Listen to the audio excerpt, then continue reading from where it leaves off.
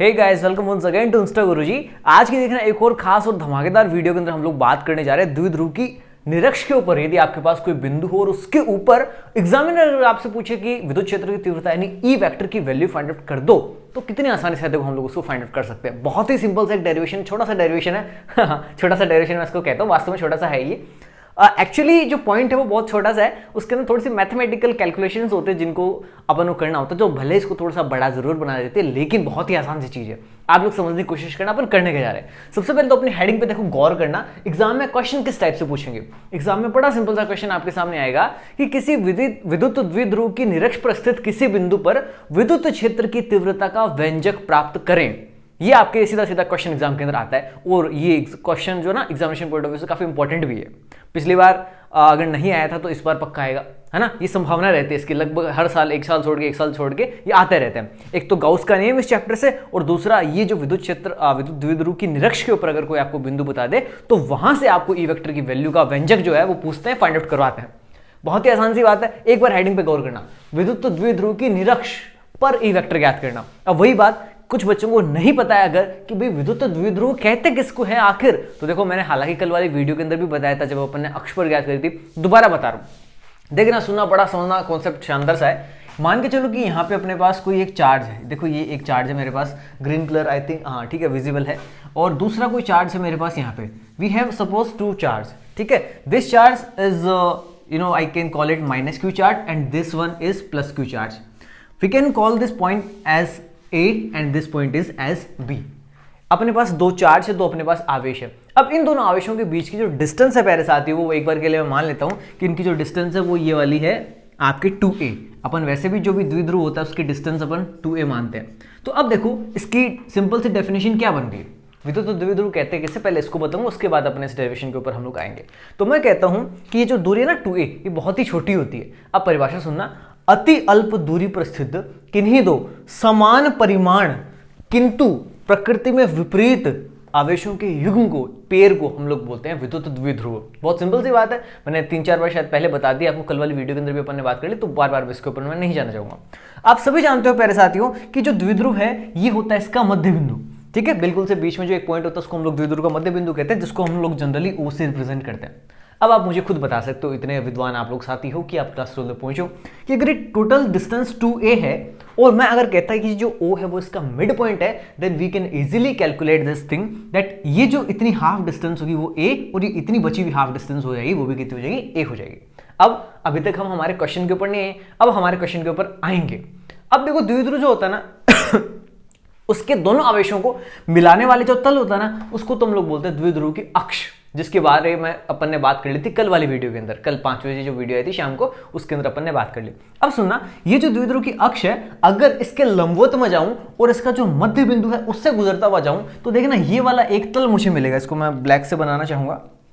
देखो ये द्विध्रुव का आपके मध्य बिंदु है, और इसके मध्य बिंदु से गुजरने वाला ये जो द्विध्रुव के लंबवत तल है प्यारे साथियों, इसको हम लोग बोलते हैं द्विध्रुव की निरक्ष। सुनना, द्विध्रुव की निरक्ष क्या है, दोनों आवेशों को मिलाने वाली सीधी रेखा के मध्य बिंदु से लंबवत गुजरने वाला जो तल होता है इसको हम लोग बोलते हैं द्विध्रुव की निरक्ष। अब देखो ये लाइन थोड़ी सी तिरछी सी बन रही है, इसको मैं थोड़ा सीधा बना देता हूं। ये लो, ये हमारी है द्विध्रुव की निरक्ष। अब प्यारे साथियों अपन को करना क्या है, ये जो द्विध्रुव की निरक्ष है हमारे पास, इसके ऊपर अपन को कोई एक पॉइंट दे रखा है इस द्विध्रुव के केंद्र O से डिस्टेंस r के ऊपर, यानी ये जो डिस्टेंस जो अपन को बता रखी है, ये डिस्टेंस कितनी है, अपने स्मॉल r है। यानी द्विध्रुव के मध्य बिंदु से इसकी निरक्ष के ऊपर r दूरी पर कोई बिंदु है जिसका नाम है P। इस बिंदु P के ऊपर हमें ई वेक्टर की वैल्यू को फाइंड आउट करना है। प्यारे साथियों देखना कितना सिंपल सा है, बहुत ही सिंपल सा कॉन्सेप्ट है। आप इसको बस गौर से देखते हुए समझते हुए चलना, मतलब बहुत ही आसानी से हम लोग इसको कैलकुलेट कर सकते हैं। देखते हैं। अब देखो आप सभी को पता है, कल भी मैंने आपको बताया था भाई आवेश के कारण अपन ई वेक्टर ज्ञात करते हैं। तो अगर यहां पर एक आवेश पड़ा है, यहां पर एक आवेश पड़ा है, इन दोनों के कारण ही तो इस बिंदु P के ऊपर क्या होगा, विद्युत क्षेत्र तीव्रता यानी ई वेक्टर होगा। अब वो ई वेक्टर निकालने के लिए अपने पास एक फॉर्मूला, बहुत ही सिंपल सा अपने पास फॉर्मूला है, वो हम लोग काम में भी लेते हैं। वो क्या होता है, E equals to KQ upon R square. Simple सी बात है, इसमें तो कहीं कोई दिक्कत ही नहीं है। अब देखना यहाँ पे बट्टा में जो R आ रहा है वो है वो डिस्टेंस उस चार्ज और उस पॉइंट के बीच की, जहां पर अपन को ई वेक्टर की वैल्यू फाइंड आउट करनी है। अब ये अपना वो पॉइंट है और ये अपना वो चार्ज है, तो सबसे पहले तो इन दोनों के बीच की जो डिस्टेंस है, जो दूरी है, वो अपन को पता होनी चाहिए। तो उसके लिए हम लोग क्या करेंगे, सबसे पहले तो मैं आवेश माइनस Q को इस बिंदु P से मिलाता हूं। ऐसे इस वाले आवेश प्लस क्यू को भी इस बिंदु से मिलाता हूं, तो आपको एक ट्रायंगुलर शेप की स्ट्रक्चर यहां पे दिखाई देने लग जाएगी। अब देखो ये अपने ट्रायंगल क्यों बना है, ट्रायंगल एक्चुअल में अपन ने नहीं बनाया, ट्रायंगल अपने आप बन गया। यहां पे इस पॉइंट को अपन को इस पॉइंट से मिलाना है ताकि अपन को इस आवेश और इस बिंदु के बीच की डिस्टेंस पता चल सके। अब देखो क्लास 10th में आप लोग पढ़ रहे हो, बड़ी छोटी सी सिंपल सी बात है कि अगर आपके पास कोई इस तरह का त्रिभुज होता है, समबाहु जो त्रिभुज होता है, या मैं आपको ये कह सकता हूं कि त्रिभुज के किसी भुजा के मध्य बिंदु से जो गुजरने वाला तल होता है ना, उसके ऊपर किसी भी बिंदु से इन दोनों शीर्षों की जो दूरियां होती है वो समान होती है। कहने का मेरा सीधा सा मकसद क्या है कि ये वाले जो डिस्टेंस है वो इस वाले डिस्टेंस की क्या होगी, एकदम से बराबर होगी। नॉर्मल सा 10th क्लास का कॉन्सेप्ट है। अगर 10th क्लास में ऐसा नहीं पढ़ा था तो कोई दिक्कत वाली बात नहीं है ना, कुछ नहीं आता तो भी चलेगा। मैं जो आपको बातें बता रहा हूँ खाली आप इनको ध्यान में रखो, बहुत आसानी से आप लोग देखो समझ जाओगे, बहुत आसानी से आप लोग इसको कर पाओगे। अब देखो यहां से लेके यहां तक की डिस्टेंस अपन फाइंड आउट भी कर सकते हैं। कैसे? देखो अगर आप गौर से देखो तो आपको यहां पर एक ट्राइंगल और दिख रहा होगा जो कि है समकोण त्रिभुज, राइट एंगल ट्राइंगल। अब राइट एंगल ट्राइंगल की खास बात देखो क्या है, ये कोण 90 डिग्री का मान लेते हैं एक बार के लिए कि यहां पे ये जो एंगल बन रहा है ना, ये एंगल बना थीटा। तो आप सभी जानते हो मेरे प्यारे साथियों, सभी आप विद्वान साथी हो, आप लोगों ने जरूर पढ़ा होगा ये वाली चीज तो छोटी क्लासों के अंदर या 10th क्लास के अंदर, लाल बट्टा कक्का। अब देखो लाल बट्टा कक्का अपन ने सबने पढ़ा है। अब यहां पे देखो ये कोण है, ये कोण के सामने वाले भुजा हमेशा होती है आपके लंब, इसमें तो कोई दिक्कत वाली बात ही नहीं है। समकोण के सामने वाली भुजा होती है हमेशा कर्ण, हाइपोटेनस जिसको हम लोग बोलते हैं। तो जो तीसरी भुजा बच जाती है वो अपने आप क्या हो जाती है, आधार हो जाती है।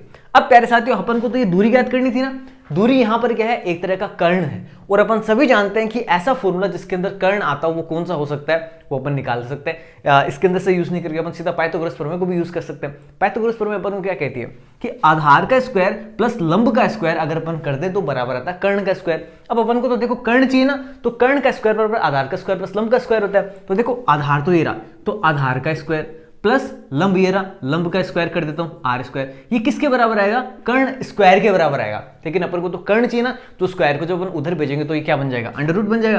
और अंडर रूट का मतलब होता है पावर आधी, यानी ये वाली जो आपकी भुजा है ना वो कितनी मिलेगी आपको, ए स्क्वायर प्लस आर स्क्वायर की पावर हाफ। ठीक इसी प्रकार से ये वाली भुजा भी इतनी होगी, क्योंकि देखो दोनों भुजाएं बराबर है, तो ये भी कितनी हो जाएगी, r square plus a square की पावर हाफ। अच्छा मैंने यहाँ पे ए स्क्वायर को पहले लिख दिया, आर स्क्वायर को बाद में लिख दिया, कोई इससे फर्क नहीं पड़ेगा। देखो 4 + 3 भी वही होता है और 3 + 4 भी वही होता है, तो मैंने a square plus r square लिख दिया यहाँ पे और r square plus a square लिख दिया, तो इससे कोई फर्क नहीं पड़ेगा।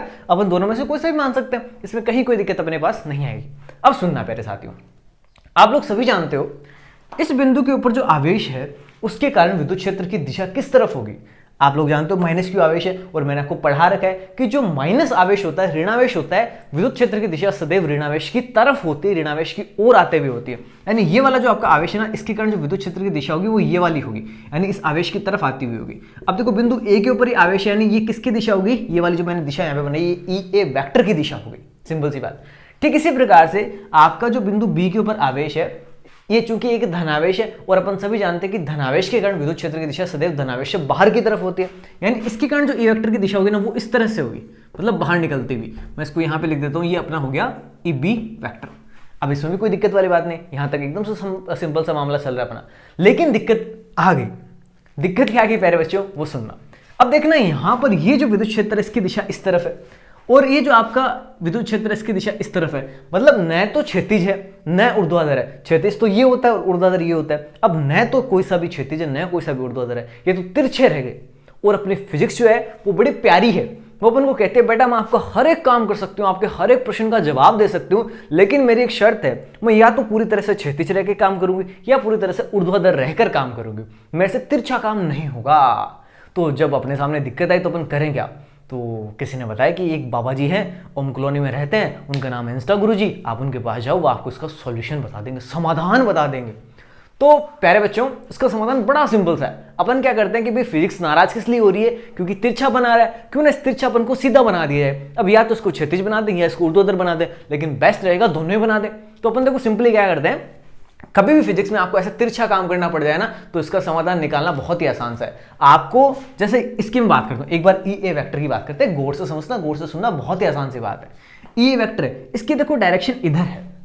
तो जब ये इधर नीचे की तरफ यूं जा रहा है तो इसका मतलब अगर मैं इसको क्षैतिज घटकों के अंदर ऊर्ध्वाधर घटकों के अंदर यदि मैं इसको तोड़ता तो देखना मुझे किस प्रकार घटक मिलता है। ये इस तरफ आ रहा है, मेरी तरफ खींचा हुआ आ रहा है, यानी देखो ये नीचे की तरफ आ रहा है और इस दिशा में जा रहा है। अगर अपन रिजल्टेंट डायरेक्शन देखें तो नीचे की तरफ आने का मतलब क्या है कि इधर नीचे की तरफ और इधर नीचे की तरफ, यानी अपन अगर क्षैतिज दिशा लेने चाहेंगे तो क्षैतिज दिशा अपन को ये वाली मिलेगी, ऊर्ध्वाधर दिशा लेने चाहेंगे तो ऊर्ध्वाधर दिशा अपन को नीचे की तरफ मिलेगी। इसका मतलब क्या हो गया कि ये जो हमारा ई ए वेक्टर था ना, इसके दो घटक बन गए। कौन कौन से देखना, एक तो ये नीचे की तरफ आने वाला घटक, ये वाला घटक, और एक ये इधर की तरफ जाने वाला घटक जो कि हमारा क्षैतिज घटक है। दो घटक अपने पास बनकर आ गए। अब ये दोनों घटक किसके कारण है, इस ई ए वेक्टर के कारण है। अब प्यारे साथियों सुनना एक बार, अगर ये कोण थीटा है तो एक बार के लिए देखना ये क्या बन रहा है। क्लास 10th में आप लोग फिर से देखो पढ़ कर, फिर से आप कहोगे कि सर क्या 10th वाली बातें याद दिला रहे हो, हमें तो 10th वैसे भी नहीं आती। देखो बड़ी सिंपल सी बात है, आप लोगों ने क्लास 10th में जेड बनाया था। देखो जब भी किसी एंगल में इस तरह से जेड बनता है तो ये एकांतर कोण कहलाते हैं, अपन सभी पढ़कर आए हैं। तो ये कोण अगर थीटा है तो ये वाला कोण भी कितना होगा प्यारे साथियों, थीटा होगा, इसमें कोई दो राय नहीं है। अब ये कोण अगर थीटा है तो देखो इसकी तरह ये वाला कोण एंगल है ना, ये भी थीटा ही होता है। आप सिमेट्री से इसको देख सकते हो, इसमें कोई दिक्कत वाली बात नहीं। प्यारे साथियों जब भी अपन घटकों में वियोजित करते हैं तो हमेशा ध्यान रखना दो ही घटक बनते हैं, एक तो होता है साइन घटक और एक होता है कोस घटक। अब कब साइन आएगा कब कोस आएगा इसको जरूर ध्यान से समझना। जिस भी घटक के साथ में कोण जुड़ा होगा उसके साथ हमेशा कोस थीटा आएगा, और जिस घटक के साथ में कोण जुड़ा हुआ नहीं होगा उसके साथ हमेशा साइन थीटा आएगा। इन बातों को दिमाग में ना इस तरह से बिठा लेना कि कभी भूलो ही ना। आपको नींदों में उठा के पूछा जाए तो आप अपना नाम भूल जाना, लेकिन ये मत भूल जाना, बहुत बार काम आएगा। इस चैप्टर में भी एक बार अपन गाउस के नियम के अंदर इसका अनुप्रयोग पढ़ेंगे। इसके अलावा अपन बायो-सॉर्ट का नियम पढ़ेंगे जब आगे चल के आगे वाले चैप्टर्स के अंदर, तो वहां पे अपन फिर से इस कॉन्सेप्ट को काम में लेंगे और कई जगह बार बार ये कॉन्सेप्ट देखो अपने रिवाइज होगा। तो इसलिए ये सारी की सारी बातें आपको दिमाग में बैठाते हुए चलना। इस वीडियो को भले ही पीछे ले जाकर दो बार देख लेना, कोई दिक्कत वाली बात नहीं। अभी अपन इसको आगे ले जाते हैं। देखो अपन ने कहा कि भाई ये जो नीचे की तरफ यूं तिरछी डायरेक्शन जा रही थी, इसको अपन ने दो भागों के अंदर तोड़ा, दो घटकों के अंदर तोड़ा। एक तो नीचे की तरफ इसका साइन घटक हो गया और एक इस तरफ इसका क्षैतिज घटक हो गया। अब देखना ये जो क्षैतिज घटक है किसके कारण है, इस ई ए वेक्टर के कारण है। तो मैं इसको लिखूंगा ई ए, और चूंकि इसके साथ थीटा है तो थीटा के साथ हमेशा आता है कोस, तो ई ए कोस थीटा। ये क्या आ गया हमारे इस ई ए वेक्टर का कोस घटक आ गया, या इस ई ए वेक्टर का क्षैतिज घटक अपने पास आ चुका। सिंपल सी बात है। अब बात करते हैं इसके ऊर्ध्वाधर घटक की। तो अपन को पता भाई नीचे की तरफ ही जा रहा है, और चूंकि इसके साथ देखो कोण भी नहीं है, कोण जो था वो तो इस वाले घटक के साथ था, यहाँ पे थीटा बन रहा था। इस घटक के साथ में कोण नहीं है, तो जिसके साथ कोण नहीं हो तो उसके साथ आता है साइन घटक। तो देखो सिंपल सी बात होगी, ई ए के कारण है तो मैं इसके लिए देखो लिखूंगा ई ए आपके साइन थीटा। सिंपल सी बात, एकदम सिंपल सी बात, ई ए साइन थीटा। ठीक है, हो गया। अब बात करते हैं इस वाले के लिए, ईबी वेक्टर के लिए। अब देखो ईबी वेक्टर जा रहा है ऊपर की तरफ, है ना, ऊपर की तरफ यूं तिरछा जा रहा है। अब ऊपर की तरफ यूं तिरछा जाने का मतलब क्या है, इसका एक जो क्षैतिज घटक लेंगे वो तो इसी दिशा में आएगा, लेकिन इसका जो ऊर्ध्वाधर घटक है ना वो आएगा ऊपर की तरफ। यानी हमारे पास इसके देखना जो घटक है, मैं इसको यहाँ पे रेड से बना देता हूँ। इसका जो ऊर्ध्वाधर घटक है वो तो आपको ऊपर की तरफ मिलेगा, और जो उसका क्षैतिज घटक है वो आपको इधर की तरफ मिलेगा। ठीक है, यानी दोनों के क्षैतिज घटक एक ही दिशा में हो गए, लेकिन जो ऊर्ध्वाधर घटक है वो दोनों के विपरीत दिशा में है। अब ये ईबी वेक्टर के कारण है। अब इसको मैं लिख दूंगा ईबी साइन थीटा, क्योंकि देखो यहाँ पे साथ कोई कोण नहीं है, लेकिन यहाँ पे इसके साथ कोई कोण है, तो इसको मैं लिख दूंगा ईबी कॉस थीटा। ये बताओ इतनी बात क्लियर हुई कि नहीं हुई? अगर इतना क्लियर है तो अपना डायग्राम का काम तो हो गया। देखो डायग्राम समझने में अपन को इतना टाइम लगा, ये वीडियो लगभग तकरीबन 13 मिनट की बन चुकी है। 13 मिनट में अपन ने इतना टाइम केवल और केवल डायग्राम को दिया, तो सोच के देखो उस डायग्राम की महत्ता कितनी ज़्यादा है।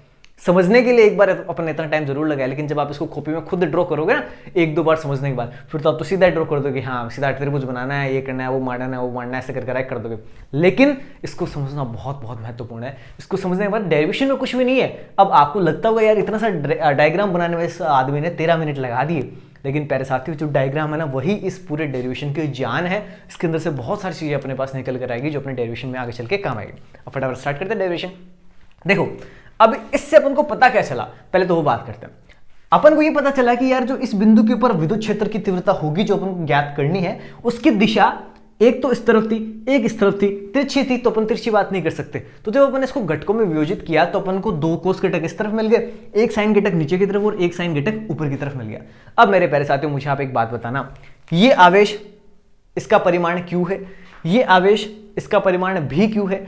अपन इस फॉर्मूले के जरिए जब विद्युत क्षेत्र की तीव्रता ज्ञात करेंगे तो नीचे दूरी चाहिए, दूरी अपन ने निकाल ली, अपन ने देखा कि दूरियां भी समान है, आवेश भी समान है, के नियत होता है सबके लिए, तो देखो के भी वही है, क्यू भी वही है, आर स्क्वायर भी वही होगा, यानी दूरी भी वही होगी। तो जब ये सारी चीजें सेम ही है तो इस आवेश के कारण इस बिंदु के ऊपर विद्युत क्षेत्र की तीव्रता और इस आवेश के कारण इस बिंदु पर विद्युत क्षेत्र की तीव्रता दोनों का मान तो एकदम से समान हो गया, यानी ई का मान ई के मान के पूर्णतः क्या है, समान आ गया।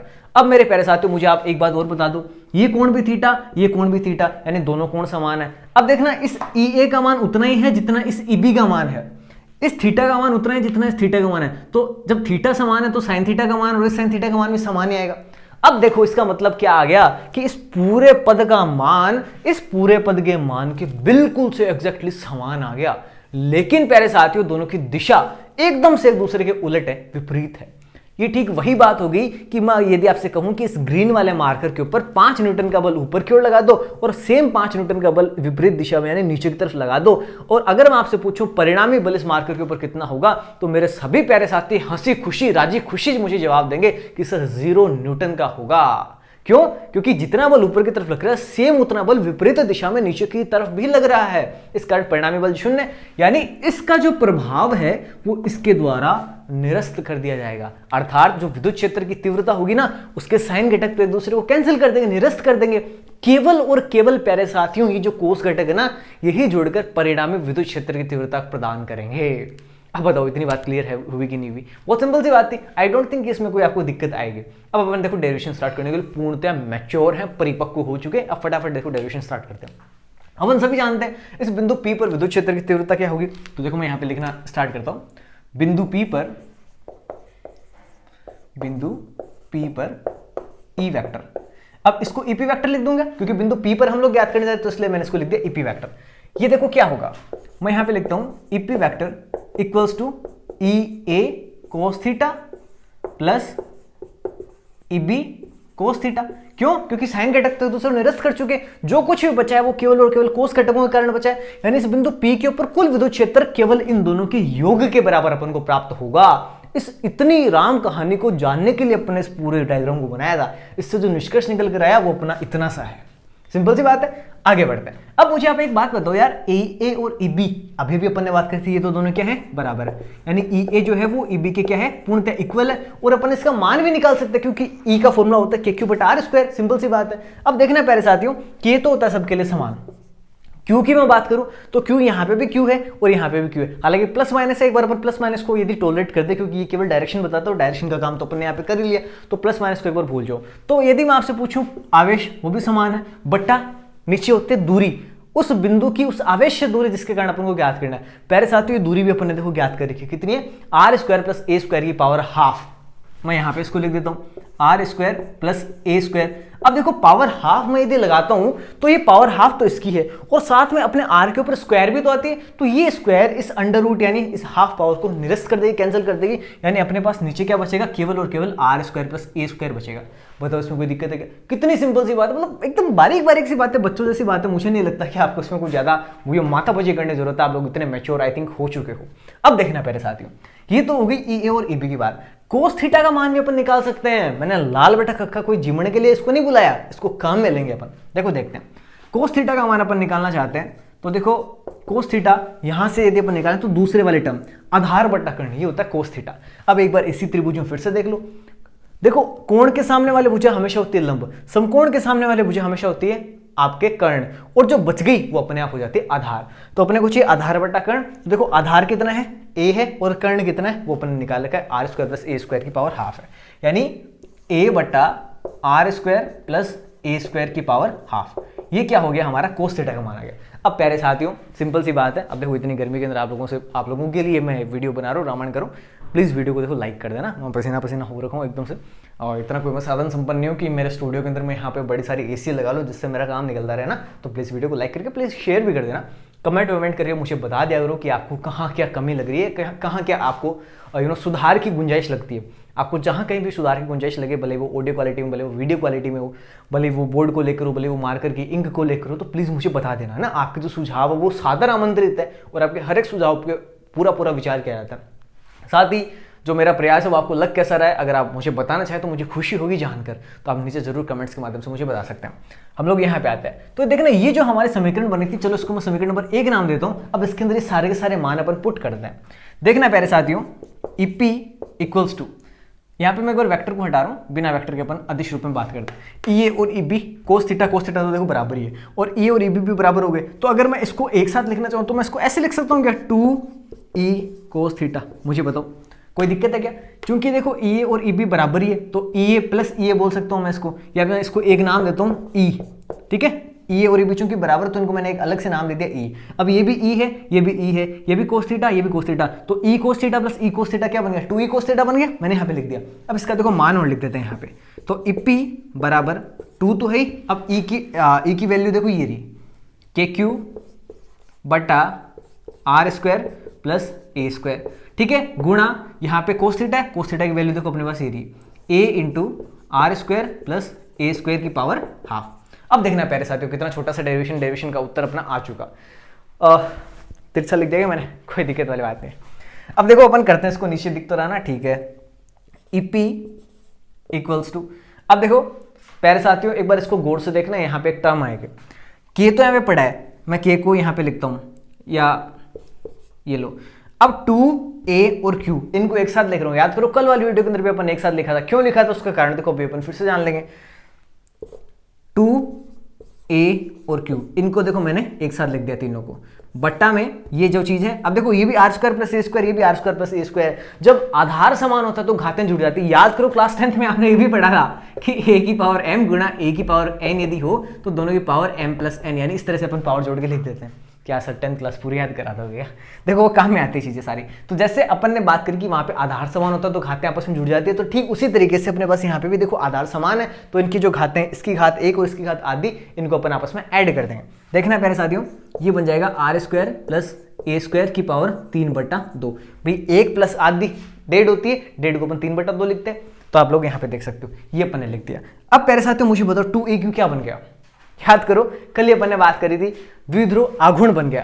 द्विध्रुव आघूर्ण क्या होता है? द्विध्रुव के किसी भी एक आवेश के परिमाण तथा उनके बीच की दूरी के गुणनफल को हम लोग द्विध्रुव आघूर्ण कहते हैं, जिसको P से हम लोग रिप्रेजेंट करते हैं। P बराबर होता है 2AQ, यानी इस 2AQ की जगह मैं क्या लिख सकता हूँ, P लिख सकता हूँ। तो मेरे पास आगे देखो यहाँ पे थोड़ा सा स्पेस बच रहा है, यहाँ पे लिख देता हूँ।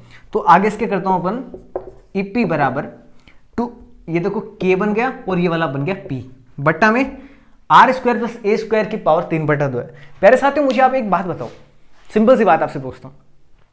कल हालांकि अपन ने इसकी बात कर ली थी, जो आपका द्विध्रुव के दोनों आवेश होते हैं उनके बीच की जो डिस्टेंस 2a है, मैंने आपको परिभाषा के अंदर शुरुआत में आज ये बताया था कि अति अल्प दूरी, ये दूरी 2a बहुत ही छोटी होती है। अब अपन तो केवल a की बात करें, 2a से भी छोटी की बात कर रहे हैं, और अपन ने बहुत ही छोटी सी दूरी का वर्ग और कर रहा है। यानी ये वही बात होगी, मान लो कि छोटी सी दूरी थी, जैसे मैंने कल वाला एग्जांपल लिया था, जैसे मैंने कल लिया था 0.2। अब ये 0.2 है, एक छोटी सी संख्या है, जब मैं इसका वर्ग करता हूं तो मुझे क्या प्राप्त होता है, 0.04 प्राप्त होता है। 0.2 पहले से बहुत छोटी संख्या थी, लेकिन इसका जब अपने वर्ग किया तो 0.04 और भी ज्यादा छोटी संख्या बन गई।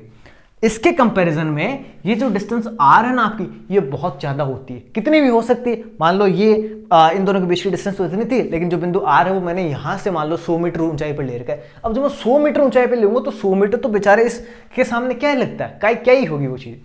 जैसे मान लो कि वो 2 मीटर भी अगर होती तो 2 का मैं अगर स्क्वायर करता तो 2 का स्क्वायर मुझे 4 मिलता, यानी उसका बड़ी संख्या का स्क्वायर करूंगा तो वो और भी ज्यादा बड़ी बन जाएगी। अब इतनी बड़ी संख्या के अंदर अगर अपन जरा सी संख्या जोड़ भी देंगे ना, कोई फर्क नहीं पड़ेगा। याद करो कल अपन एक एग्जांपल ले रहे थे कि बहुत बड़े सारे प्रशांत महासागर जैसे समुद्र में से यदि अपन एक गिलास पानी निकाल भी लेंगे तो उसको कोई फर्क नहीं पड़ेगा। ठीक उसी प्रकार आज अपन क्या कर रहे हैं, जो कल उससे पानी लिया था ना, वो पानी एक गिलास उसको फिर से वापस भी डाल दो उसके अंदर, तो भी उसको कोई फर्क नहीं पड़ेगा। भले आप वो एक गिलास अपना पानी डालो, भले नहीं डालो, उसको कोई फर्क नहीं पड़ने वाला। ठीक है, तो अपन कहते हैं कि ये आर स्क्वायर के अंदर ए स्क्वायर यदि जोड़ देंगे ना तो उससे कोई फर्क नहीं पड़ेगा, यानी इस ए स्क्वायर को मैं नगण्य मानकर छोड़ भी सकता हूं। तो मैं यहां पे लिख सकता हूं, मैं यहां पे थोड़ा सा स्पेस बना के लिख देता हूं, क्योंकि डायग्राम का अपना काम हो चुका और आप लोग समझ भी चुके, तो मैं इतना स्पेस यहां से जो कंज्यूम अपना हो रखा है उसको काम में ले सकते हैं। अपन कह सकते हैं कि चूंकि r square is very very greater than to a square, तो इसलिए अपन ए स्क्वायर को नगण्य मानकर छोड़ सकते हैं। तो यहाँ पे यदि मैं इस ए स्क्वायर को छोड़ूं तो देखो मुझे कुछ इस प्रकार का कंटेंट मिलेगा। ऊपर देखो ये तो p बन ही चुका, तो ये हो गया kp बट्टा ए स्क्वायर को मैंने छोड़ दिया तो नीचे बचेगा आर स्क्वायर। अब देखो आर के ऊपर स्क्वायर है और इसकी पावर 3/2 है, ये देखो ऐसी बात हो रही है यहाँ पे, आर की स्क्वायर और इसकी पावर 3/2, तो इस बट्टा वाले 2 से 2 कट जाएगा, खाली आर की पावर 3 बचेगी, यानी ये अपने पास आ गया फाइनल टर्म। ये है प्यारे साथियों किसी भी द्विध्रुव की निरक्ष के ऊपर यदि कोई बिंदु हो तो उस बिंदु के ऊपर विद्युत क्षेत्र की तीव्रता का मान क्या होगा, तो वो होगा ईपी बराबर KP/R³। सिंपल सी बात थी, छोटा सा डेरिवेशन था। मेन चीज जो अपना टाइम लगा था वो किस में लगा था, इस पूरे डायग्राम को बनाने में लगा था। आई होप कि बहुत अच्छे से आप लोगों को क्लियर हुई होगी बातें और बहुत शानदार तरीके से आप अपनी स्टडी जो उसके आगे भी बढ़ा रहे होंगे। अब ये देखो आपको ध्यान रखना, कल जो फॉर्मूला आया था एक बार कल वाला भी देखो आपको याद दिलाता हूं। कल अपना आया था ईपी बराबर 2KP/R³, यानी ये तो क्या था द्विध्रुव की निरक्ष पर, और ये क्या है सॉरी अक्ष पर, और ये आज जो अपने निकाला वो निकाला अपने निरक्ष पर। यदि आप कंपैरिजन करो, आपसे एग्जाम में एबीसीडी वाले प्रश्नों के अंदर कंपैरिजन करवा सकते हैं क्या, ई अक्ष बराबर होता है 2E निरक्ष। देखो ये ध्यान रखना है, यानी अक्ष के ऊपर जो आपके विद्युत क्षेत्र तीव्रता ना वो निरक्ष की दुगनी होती है अगर दूरी समान दी जाए। जो दूरी यदि r है ना, r यदि समान हो अक्ष पर भी और निरक्ष पर भी, तो जो आपका अक्ष है ना उसके ऊपर विद्युत क्षेत्र की तीव्रता जो होती है वो दुगनी होती है हमेशा ही। इस बात का आपको गौर करके ध्यान देना है। तो प्यारे साथियों आज की वीडियो में तो इतना ही है ना। अब मैं भी गर्मी से वो क्या बोलते हैं लोग खून से लथपथ होते हैं, मैं पसीनों से लथपथ हो जाऊंगा। तो आज की वीडियो फिलहाल इतना ही, और रखिए अपना ध्यान, जोरदार तरीके से अपनी जो पढ़ाई है स्टडी है उसको कंटिन्यू रखें। जय हिंद, वंदे मातरम।